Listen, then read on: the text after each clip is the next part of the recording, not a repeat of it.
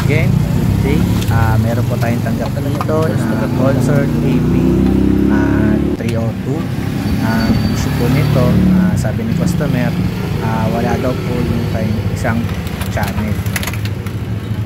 So ayan, ginawa ko, sinetapan ko po siya ng speaker, dinilagyan ko ng jack, tapos in-audio test ko po siya. So para malaman natin kung alin pong channel yung wala sa kanya. So ayan po.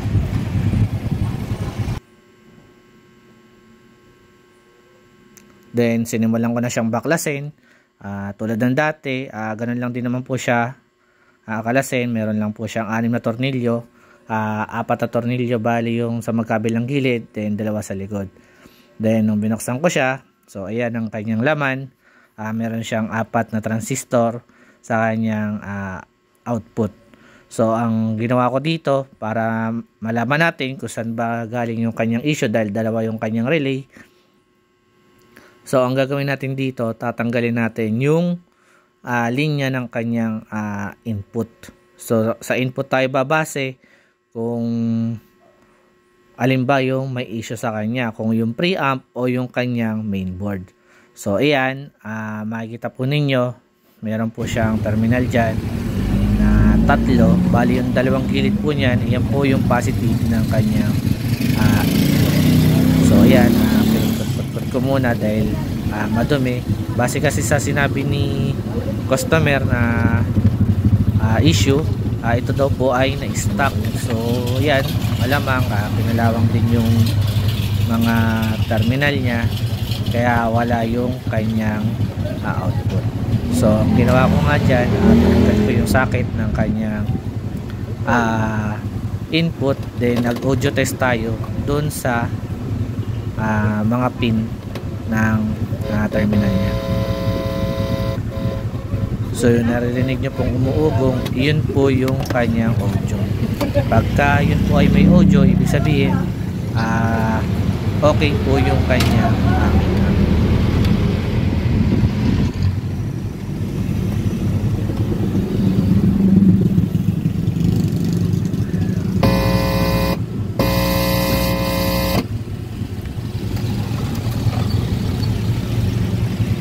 dito mapakisa. So ayan, dahil present po yung audio natin doon sa ating mainboard, lipat po ngayon tayo dito sa kanyang preamp. So yung preamp po niyan, iyan po yung may bass, mid, tsaka treble, then balance, tsaka yung kanyang main volume. So paano ba ito tanggalin? Gamit lang po tayo ng 10mm na socket or T-wrench para mas mabilis po natin matanggal yung nut ng mga volume control. Kasi po kung gagamit po tayo ng long nose, matatagalan po tayo dahil iisa-isahin po natin yan na tanggalin. Kailangan po mabunot ng buo yung kanyang board para mas madali po tayong makapag check ng kanyang sira. So sa mga gantong problema naman, madalas nagiging problema nun ay mga potentiometer. Yung potentiometer po na yan, dahil nga raw po na stock, malamang sa malamang nagkaroon na ng umido yung kanyang terminal sa loob. Yung po kasing terminal niyan ay carbon, then yung kanyang pang select ay copper. So kung may stock po ito or sa tagal na rin, nadadamage po talaga yung potentiometer natin. So yung discarding ginawa ko po dito, hinihinangan ko po yung mga paa niya ng bagong lead para mas madaling matanggal yung mga potentiometer niya. Mas maganda po, ganito po yung gawin yung diskarte para po pagka kumuha po kayo ng mga bagong potentiometer, dire-diretso na lang po, sasalpak nyo, then hihinangin nyo na. So mas madali po siyang gawin. So ganyan lang po. Kung sa tingin nyo po mas madadalian kayo kung gagamit kayo ng desoldering pump, pwede rin naman po, depende na lang po yan sa discarding gagawin ninyo. Basta po sa pagtatanggal niyan, ingatan lang po natin na masira po natin yung copper clad. Kasi yung mga gantong single-sided na copper clad, then medyo may edad na yung board, mabilis na pong natatanggal yung dikit ng copper dun sa mismong PCB natin. So ayan, yun po yung kanyang main volume. Bali yung tatlong potentiometer kanina, yun po yung kanyang bass, mid, tsaka treble. So ayan, ito naman po ngayon ang kanyang main volume. Bali yan po ay 8 pin. Kung wala po kayong 8 pin na makikita na straight, meron pong 6 pin with center top. Yun po yung nasa ibabaw, yung pang 7 at 8 na pin. Pwede rin po iyon. So ito kasi ay straight na 8 pin na potentiometer. So ganyan lang yung diskarte natin. Tinatanggal lang natin yung mga lead na sobra doon sa ating PCB. Then kumuha na tayo ng pamalit na bago. So sa pagtingin nito, titingnan lang natin kung ano yung value niya, kung ilang K. May nakalagay naman po dyan kung 50K or 100K. Yun lang naman yung most common na value ng potentiometer na ginagamit. Then titignan mo lang kung 6, 3, or 8 pin yung ating potentiometer.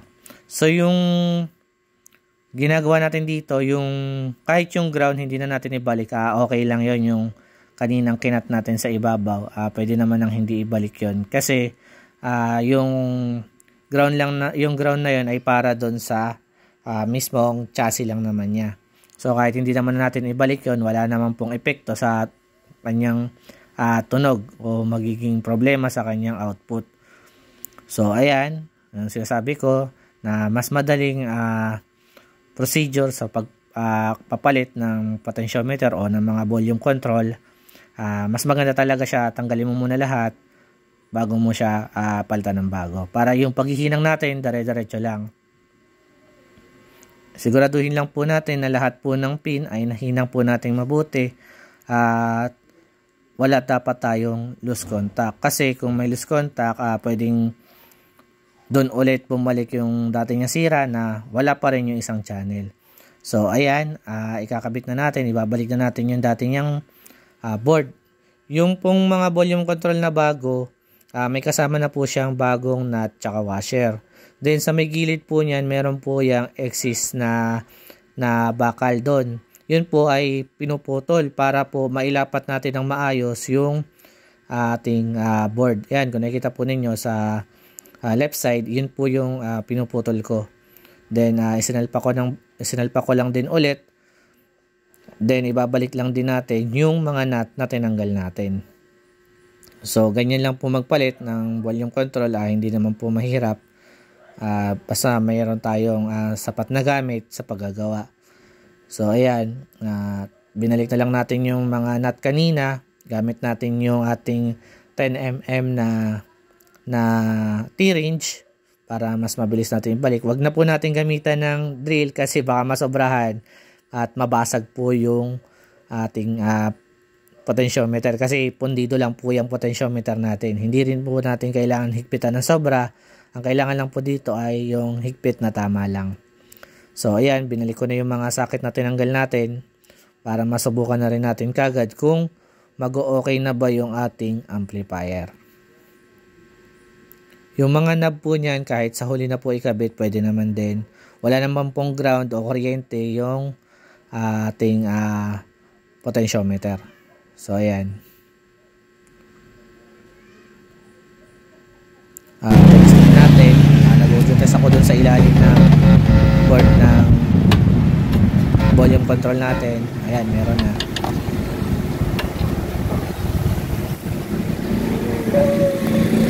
So ayan, nang-present na po yung audio natin sa ilalim. Pwede na rin natin siyang i-audio test dun sa mga jack niya. So pwede na natin malaman kung gumagana na ba yung kanyang dalawang channel, yung kanyang left at right, kung okay na ba kahit na audio test pa lang. Tapos pagka nakapag-audio test na tayo na sigurado na tayo na yung dalawang channel niya meron na, pwede na po natin siya i-sound check kapag okay na, para malaman natin kung yung tatlong potentiometer na pinalitan natin na para sa bass, mid at treble ay gumagana din. So ayan, pinalitan ko na nga siya ng jack na pang cellphone. para matesting na natin siya sa sound check natin, at para malaman din natin kung okay na ba yung ating amplifier. So ayan, pinili ko yung kanyang volume.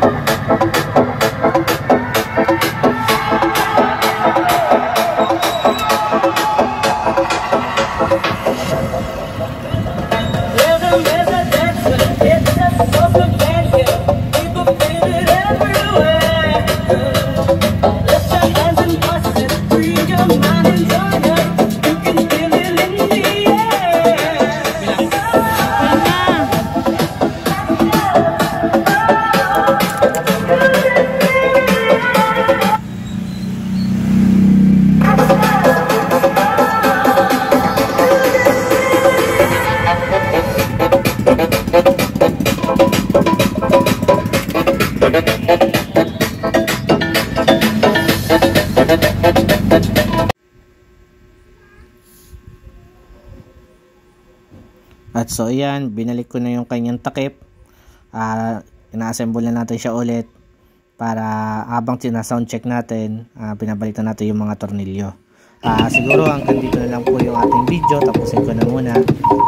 Sana po huwag niyo kalimutan mag-like, share, and subscribe. Kung may tanong po kayo regarding dito sa ating amplifier, pwede po kayong mag-comment down below. Kung mababasa ko naman po, mababasa ko agad, re-replyan ko naman po agad kayo. Salamat po.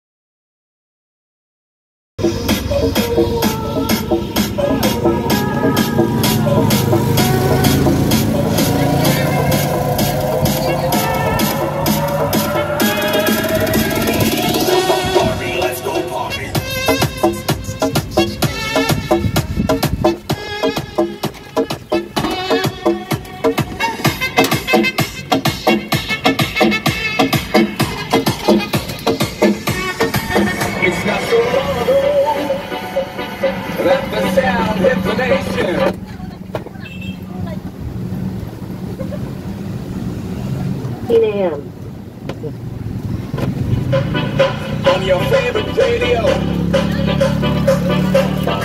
the party's jumping, yeah, and the vibe feels so strong.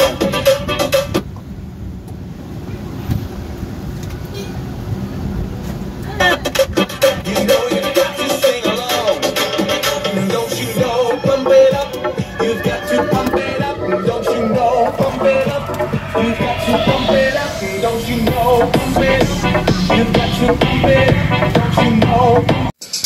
Thanks for watching. Please don't forget to like, comment, share, and subscribe.